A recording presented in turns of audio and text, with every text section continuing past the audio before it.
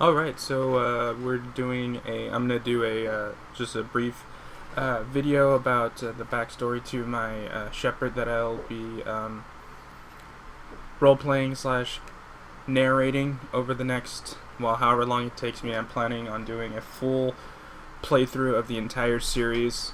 This was brought on by an article that I read that a friend of mine showed me on Ars Technica on how you get more on role playing a particular character and really getting into the backstory and everything. And while I've done that before, I've thought I'd share my experiences with other people, especially closer friends of mine who have not played the game yet, and either don't have the time or just fear that the time involved won't pay off. So that's why I'm recording this. So right on screen here, I have Nathan Shepard. He's a colonist war hero infiltrator. So I just have a quick background that me and a friend kind of worked on. So I'll read that off to you. So Nathan Shepard was born to Hannah and Joseph Shepard, a young couple looking for a new future in the new colony of Mindwar in the year 2154. Hannah, a middle school teacher by trade, quickly found work shortly after Nathan was born. Many colonists took a liking to her due to her warm personality and her knack for lending an ear to anyone who needed to talk. Joseph was a hardworking man who took to farming a lot quicker than he anticipated. Quickly learning the crop cycle on a new planet and becoming a very capable leader of sorts, he learned the ins and outs of all there was to farming.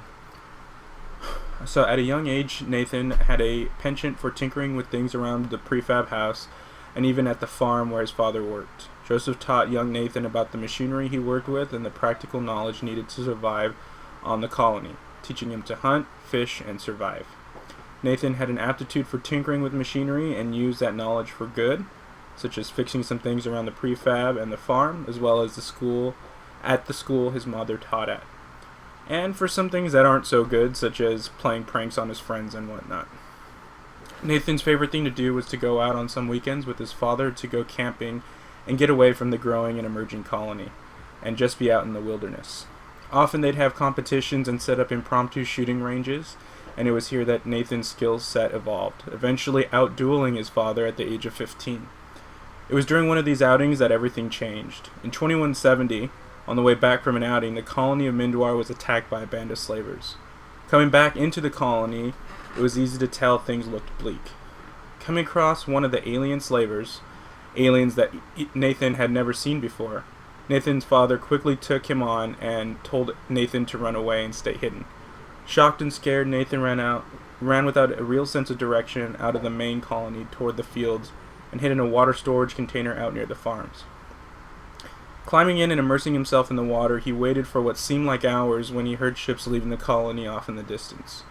Returning to the colony, he found bodies in the streets of those who resisted and those the slavers didn't bother to take. People he had known his whole life, people who simply worked hard and didn't deserve this kind of treatment. Later he found his father's body next to a dead alien. Seeing all that he knew and loved in ruins around him, Nathan ran to look for anyone else who may have survived and came across bodies on a road leading out of town. There was his mother and a few other adults who, apparently, tried to lead some of the kids out of the town and into the fields to hide, but were gunned down.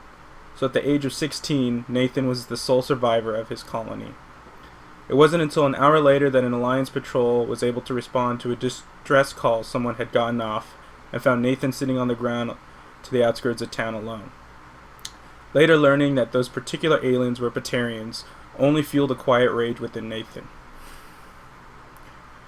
Going through the latter end of his teenage years in foster care back on Earth without any real future in mind, he was encouraged by his foster family to look into the Alliance Navy. So at the age of 19, he went to a recruiter and was sent off to basic training on Earth, where he met Caden Alenko, age 22 at the time, who decided to return to the Alliance after thinking things over after his bot experience. Initially wary of any of the recruits, Nathan took to Caden very quickly. Both seemingly outcast, Nathan, not good at socializing after what had happened on Minwar, and Caden not wanting to talk to most people due to the headaches he got due to his L2 implants, they worked well together in basic.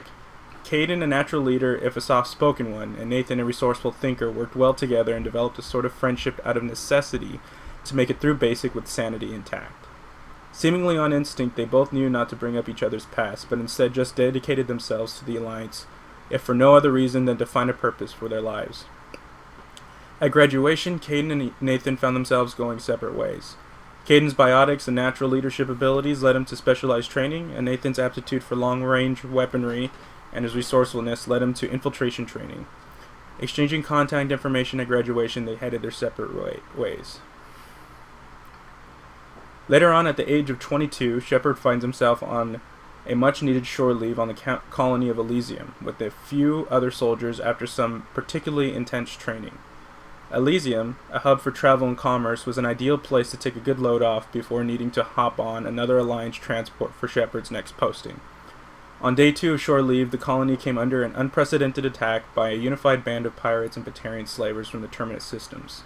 Utilizing all of the training that he had learned, Shepard was able to rally his fellow shore leave squad mates and help lead an effective resistance against the invaders. Following up with the colony's defense teams, Shepard was able to coordinate defenses all through the colony as the Alliance ships took out pirates in orbit. The presence of enemy aircraft in low orbit kept the Alliance from sending reinforcements, and the fight on the ground turned into a battle of attrition. Shepard brought to bear all of his resourcefulness and came up with designated choke points and improvised bunkers to help defend the colony while keeping its citizens safe. A particular determined wave of Batarians managed to breach through the defenses of the colony and was making its way to a civilian area when Shepard ordered his team, even though he wasn't really a higher-ranking soldier than they were, to escort the civilians to another fallback point while he used his perch to snipe and otherwise harass the enemy. A deep burning hatred toward Batarians brought out the worst in Shepard, not using kill shots, but taking shots to inflict the greatest amount of pain. He was ruthless and efficient and was eventually forced to relocate and get closer to them where his training and infiltration kicked in. For what seemed like hours, Shepard stalked and trapped pockets of Batarians in perfectly thought-out kill zones and effectively murdered any Batarian he came across. After an Alliance communication reached Shepard stating that reinforcements were finally hitting the ground, he rejoined the civilians and his team and was widely regarded a hero. It was when he returned that he thought to himself that he was no hero. His hatred towards Batarians allowed him to kill, even murder. But he also realized that it was his deep-seated sense of duty to keep the civilians safe and keep his men and squad mates alive that allowed him to become a leader that he didn't know he could be. After Elysium, Shepard was awarded the Star of Terra, one of the highest honors one could achieve in the Alliance Navy, and was widely regarded a war hero across the Alliance Navy as well as across all Alliance planets. Shortly after the media blitz, Shepard was tapped by Admiral Hackett for Spec Ops training and to further develop his ability to lead. Shepard worked his way through the ranks working on commanding vessels and on groundside operations, and eventually found himself completing the storied and elite N7 program, the best the Alliance has to offer, and was bestowed the rank of Commander. So a few other things I want to touch on is being a colonist, he's probably not going to take to red tape all that well, so look for that. And I will say, obviously, the effects of Mindoir will play heavily on his psyche. Not so much that it's crippling, but it'll definitely bring a lot of thoughts to the forefront. So that's the backstory to my Shepard, and hopefully you'll be able to keep that in mind while I upload more videos. Hope you enjoy. Thanks.